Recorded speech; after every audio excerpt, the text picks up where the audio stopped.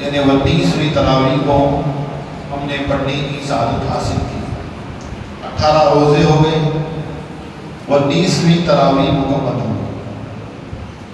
19 دن ہو گئے, رمضان شروع ہو گئے. 19 بہاریں ہم دیکھیں الحمدللہ. دیکھیے اگر ارادہ کرتا ہے بندے مومن تو سب چیز اس کے لیے آسان ہو جاتا ہے. ارادہ کرنا بس, ارادہ کرے نا تو کیا ہے, سب چیز آسان ہو جاتی ہے. بلکہ بزرگوں کا یہ کہنا ہے کہ ناچیز بھی اگر کوئی ناممکن چیز بھی ہے تو ممکن ہو جاتی ہے, لیکن ارادہ سے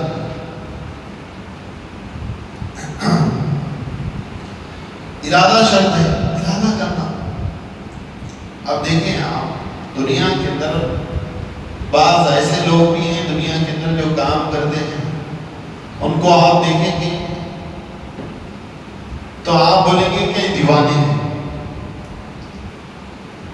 دو چیزیں ہونا, ایک ارادہ اور دوسری لگن ہونا, محبت ہونا, تب وہ چیز دنیا کے اندر بھی کامیاب ہے اور آخرت کے اندر بھی کیا ہے کیا معنی ہے.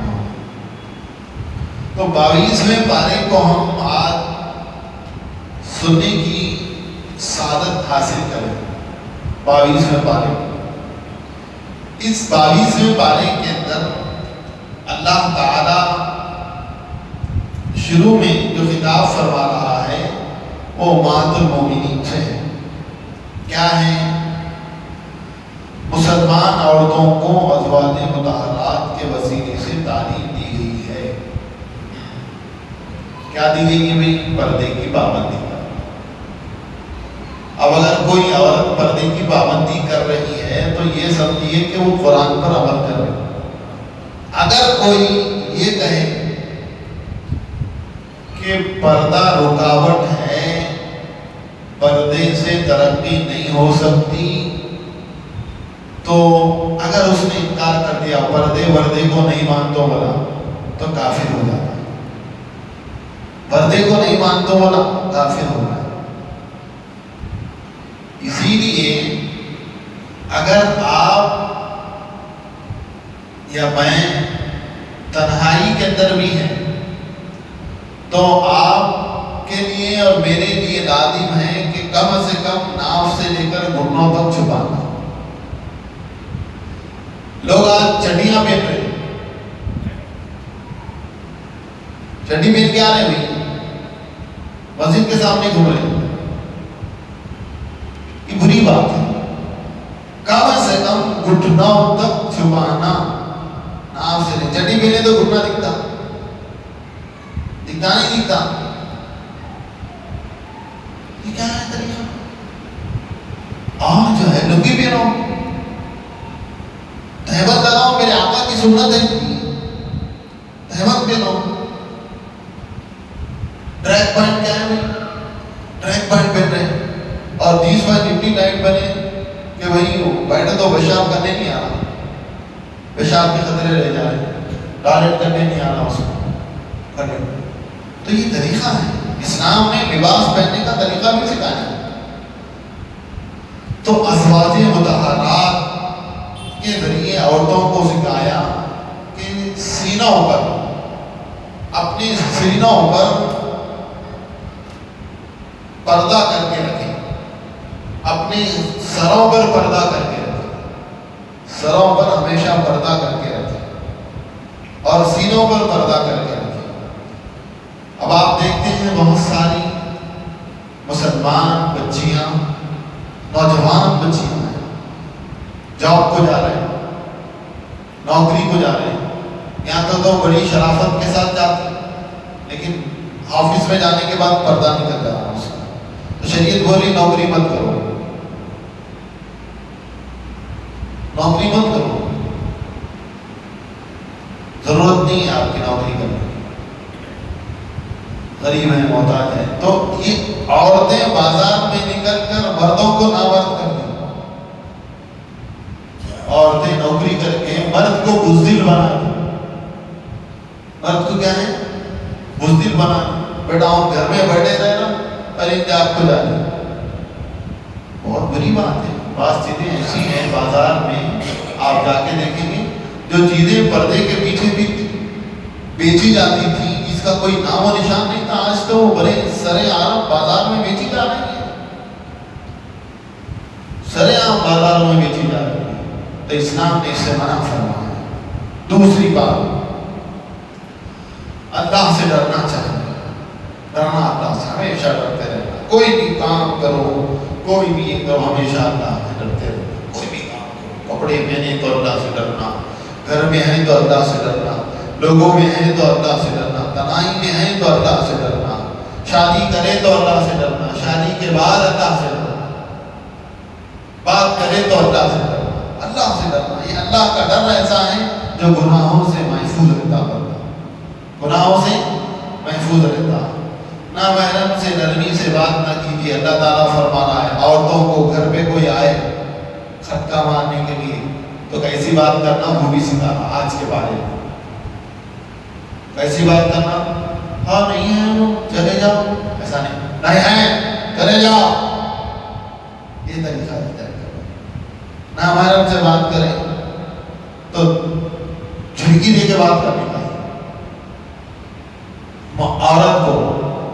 عورت کو بات کرنا ہے، کون ہے تو نہیں پہچانتی میں تم کو، یہ سب نہیں پہچانتی چلے جاؤ، ایسا مٹھی باتیں کرے تو ظاہر بات ہے وہ میٹھا بات جو ہے دونوں کو گناہوں کے اندر مبتلا کر دیتا، غربتیں پیدا کرتا. غربتیں پیدا ہو گئی تو گناہ کے اندر ملوث ہونے کا خوف ہے. اور قرآن کا حکم ہے، کیا فرمان اللہ تعالیٰ عورتوں کے لیے گھروں میں رہنا چاہیے، بنا ضرورت باہر نہیں نکلنا. شریعت کا حکم سناتا ہوں، عورت مغرب کے بعد کہیں باہر نہیں نکلنا، سورج نکلنے سے پہلے باہر نہیں نکلنا. آج کتنی عورتیں ایسی ہیں رات بھر جاب کر رہی، رات بھر جاب کر رہی. شریعت کا حکم ہے، سناؤ. میں اپنی دور پر نہیں بول رہا ہوں، حضرت حضور کے دور میں، حضور کے بعد حضرت عمر رضی اللہ تعالیٰ کا دور تھا تو کیا ہوا؟ حضرت عمر بولے نماز پڑھنے نہ کو جاؤ مسجد میں. کس کو؟ اپنی بیوی کو. آج بعض لوگ نماز پڑھنے کی تاکید کر رہے ہیں، دلالت نماز پڑھنے کے لیے بڑی یہ کر رہے ہیں، عورتوں کو مسجد میں لا رہے ہیں. آج کے دور میں وہ دور عمر کا دور نبی کے بعد کا دور ہے. اس دور میں عمر اپنی بیوی کو بولے رضی اللہ تعالی عنہ کہ نماز پڑھنے مسجد کو نہ کو جاؤ.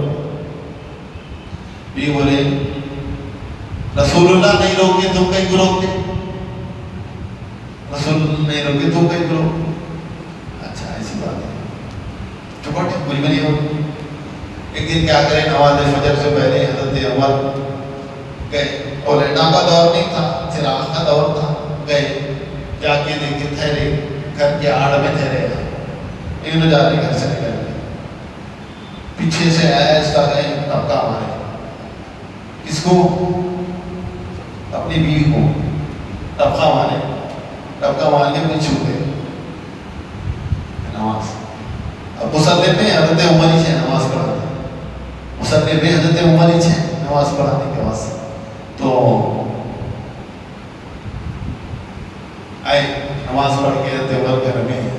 اب ان کی بیوی کا جلال دیکھنا، وہ غصہ، زمانہ ایسا ہو گیا، زمانہ ویسا ہو گیا، عورتوں کا کوئی خیال نہیں، اور عورتوں کی عزت نفس کا کوئی خیال نہیں. یہ کیا ہوا؟ مجھے حضرت عمر پیار سے مجھے کیا ہوا؟ میں نماز کو جا رہی تھی، کسی نے میرے سر کو مار دیا اور اندھیرے میں دکھا نہیں مجھ کو کدھر چلے گا. اس لیے میں تم کو بولا کہ نماز مسجد میں نہ کو پڑھو، گھر میں پڑھو. جب سمجھ گئے تو عورت کے لیے اب ہمارے علاقے کے اندر بھی ہو رہا ہوتا ہے ایسا، تراویح کی نماز عورتوں کی جماعت. تو اسی لیے حضرت عمر فرمائیں کہ عورتوں کے لیے جماعت نہیں ہے، عورتوں کے لیے جماعت نہیں ہے. عورت جتنا اندر نماز پڑھے گی گھر میں اتنا زیادہ ثواب ہے. گھر ہے، گھر میں کمرہ ہے، کمرے کے اندر اور ایک کمرہ ہے، کمرے کے اندر ایک کمرہ ہے، تو جتنا اندر نماز پڑھے گی اتنا زیادہ ثواب ہے. دیکھو اللہ کتنا آسانی فرمایا. عورت بہت کمزور ہوتی، مرد طاقتور ہوتا، تو اسی لیے اللہ اس کو پیدا کرا. نماز کو آئے تو مشقت ہوتی، مرد آدمی مشقت کو برداشت کر سکتا، اس لیے کمانے کی جو یہ ہے ذمہ داری مرد پر ہے، عورت پر نہیں. اور دوسری بات، پردے میں رہنا، پردے میں گھروں کو پردہ ڈالنا، پردے میں رکھنا، بچیوں کو پردے کا حکم سکھانا، کب پردہ کرنا ہے، کیا نہیں کرنا ہے سکھانا، ہم سکھانا. نماز قائم کرنا، زکوٰۃ دینا، اللہ تعالیٰ کا اور اس کے رسول صلی اللہ علیہ وسلم کا حکم ماننا لازمی ہے. اللہ تعالیٰ کی اطاعت کرنا چاہیے اور مسائل پر صبر کرنا. مصیبت آتے نا صبر کرنا، درجے بلند ہوتے. پیارے حبیب صلی اللہ علیہ وسلم فرماتے ہیں اگر مومن کو کانٹا بھی چبھتا ہے تو جو ہے وہ کانٹے کی چبھنے کی وجہ سے اللہ اس کے درجات کو بلند فرماتا ہے، درجات بلند ہوتے. اس وقت صبر کرنا.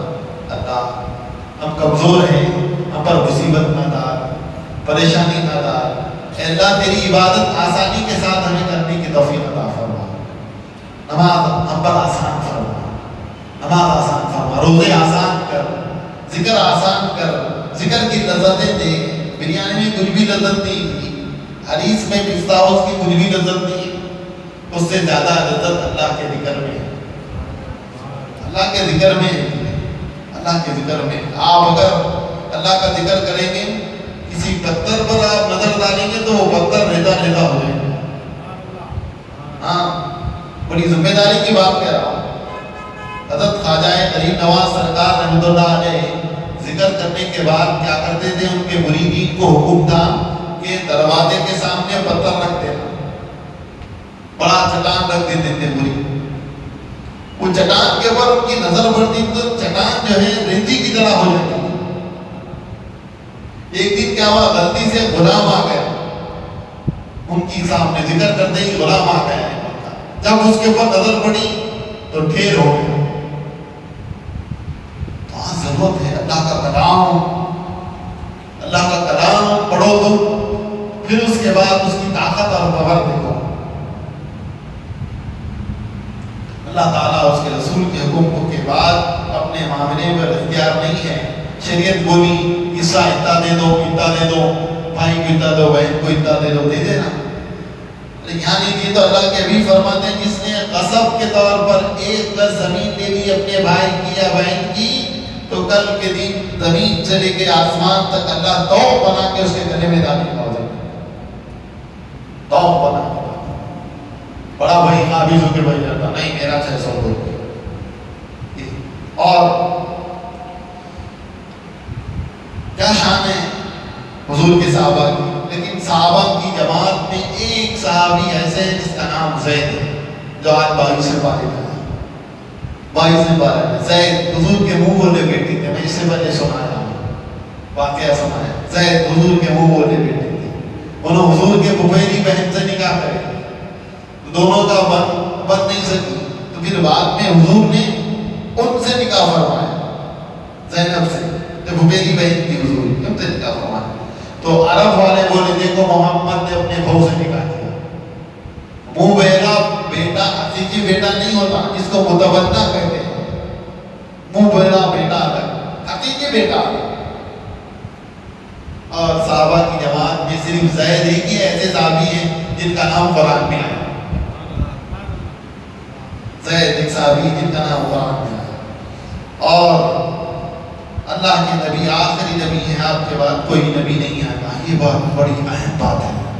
حضور اللہ تعالیٰ فرما رہا قرآن میں ما كان محمد نبا أحد من رجالكم ولكن رسول الله وخاتم النبيين وكان الله بكل شيء عليما.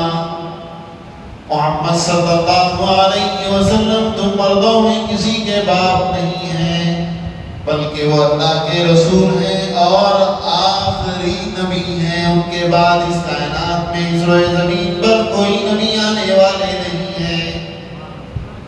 ہمارے آقا تاجدار ختم نبوت ہے، نبوت کی آپ پر ختم ہو گئی۔ میرے نبی کے بعد اس کائنات میں کوئی نبی آنے والا نہیں، میرے نبی کی حکومت چلے گی۔ اذانوں میں میرے نبی کا نام ہوگا، نوازوں میں میرے نبی کا نام ہوگا۔ کب تک ہوگا؟ صبح قیامت تک ہوگا۔ اگر کوئی نبوت کا دعویٰ کر رہا ہے تو وہ جھوٹا ہے اور کذاب ہے۔ حضور کی مہر دی نبوت، مہر نبوت دی کہاں تھی؟ کہاں تھی؟ یہاں پیٹ کے پیچھے، دونوں شانوں کے پیچھے تھی، مہر نبوت تھی۔ ایک راہب کیا ہوا؟ یہودیوں کا حضور جب شام کو گئے سفر کرتے کرتے، حضور ایک درخت کے نیچے آرام کرے رک گئے، تو وہ راہب دوڑتے ہوئے آیا۔ اس درخت کے نیچے وہی رکیں گے جو آخری نبی ہے۔ اس نے پہچان لیا اور حضور کی چادر مبارک کو ہٹا دی اور ہٹا کر حضور کے ختم نبوت کو بوسا دیا، مہر نبوت کو بوسا دیا جو حضور کے شانوں کے بیچ میں تھی۔ تو یہ شان اللہ نے کیسا معلوم؟ ختم نبوت، میرے نبی کی حکومت چلے۔ پہلے نبی آتے، بعد میں نبی آتے تو بعد والے نبی کا حکم الگ ہوتا، پہلے والے نبی کا حکم۔ لیکن اللہ نے یہ شان ہمارے حبیب کو عطا فرمائی کہ اب کائنات میں صرف حکم چلے گا تو مصطفیٰ کا چلے گا۔ کلمہ پڑھیں گی پوری کائنات کے لوگ تو صرف میرے مصطفیٰ کا پڑھیں گے، اور میرے مصطفیٰ کے بعد کسی اور کا کلمہ نہیں بلکہ میرے حبیب کا کلمہ ہی چلے گا، قیامت تک چلے گا۔ تو یہ شان اللہ نے میرے اور آپ کے نبی کو عطا فرمائی۔ اور آداب رسالت، دربار رسالت بیان کیے گئے۔ کیا بتائیں گے؟ حضور کی بارگاہ میں کیسا جانا، ادب سے جانا، ادب سے جانا۔ آپ کسی کے گھر پہ جاتے ہیں کہ تو کیا کرتے بھائی، کیا کرتے تھے؟ گھنٹہ ہو جاتے ہیں، بیل بجاتے ہیں یا گھنٹہ ہو جاتے ہیں آپ دیوار۔ لیکن یہاں کیا ہے؟ میرے نبی کے گھر پر جب آئے تو خاموش ادب سے ٹھہرے رہنا۔ جب مصطفیٰ آئے تو اپنا معروضہ پیش کر دیں، نہیں آتے تو ٹھہرے رہنا، اور کھانا کھائیں تو کھانا کھانے کے بعد فوری چلے جانا، کیونکہ میرے مصطفیٰ کو حیا آتی کہ چلے جاؤ۔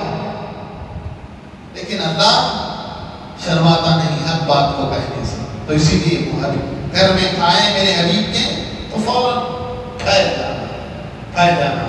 دوسری پیاری بات اللہ نے فرمائی کیا ہے؟ اپنے نبی پر درود کثرت سے بھیجنا۔ اپنے نبی پر کیا بھیجنا؟ کثرت سے درود بھیجنا۔ اسی لیے سنیا اہل سنت و جماعت جو ہے اس بات کو لازم کر لی کہ درود پڑھتے رہنا۔ کھائے تو درود، صبح اٹھے تو درود، دروازہ بند کریں تو درود، فاتحہ دلیں تو درود، درود درود درود درود درود۔ کوئی شاعر ہیں بڑے پیارے کی بات انہوں نے کہی ہے، اسی بات پر اسی آیت کی ترجمانی انہوں کرتے ہیں۔ زمین میلی نہیں ہوتی، زمن میلا نہیں ہوتا، زمین میلی نہیں ہوتی، زمن میلا نہیں ہوتا، محمد کے غلاموں کا کفن میلا نہیں ہوتا۔ میرے آقا فرماتے ہیں جو مجھ پر کثرت سے درود پڑھتے ہیں اللہ ان کو قبر میں بھی ان کے کفن کو محفوظ رکھتا، کفن کو محفوظ رکھتا۔ تو یہ چیز ہے درود، درود پڑھتے رہو، آقا کی نظر گھر میں پڑھو۔ اور ہمارے پاس مسجد میں ہر ہفتہ درود کی محفل ہوتی، شرکت کرنا۔ کتنی دیر لگتی تھی؟ چبوترے پہ بیٹھے تو 2 گھنٹے 3 گھنٹے چلے جا رہے ہوتے۔ دعوت میں گئے تو دعوت ہے، آجا ٹھنڈا کھانے کی، دعوت کو جانے 4 گھنٹے، لیکن مصطفیٰ پر کل کوئی ہمارا کام نہیں آئے گا، کوئی کام نہیں آئیں گے، دوست، نوکری، بیوی، بچے، احباب، کوئی کام نہیں آئیں گے، مصطفیٰ کی شفاعت ہمیں کام آئے گی۔ کیوں؟ درود پڑھیں گے تو آقا اور درود کی برکت سے ہماری شفاعت فرمائے، درود کی برکت سے۔ آخری بات، مومن کو نہیں ستانا، مومن کو نہیں ستانا، ستائیں گے تو اللہ تعالیٰ کافی ہے، ستانا نہیں، کسی کو اچھے لوگوں کو ستانا نہیں چاہیے، اچھے لوگوں کو ستانا نہیں چاہیے، اور ناشکری نہیں کرنی چاہیے۔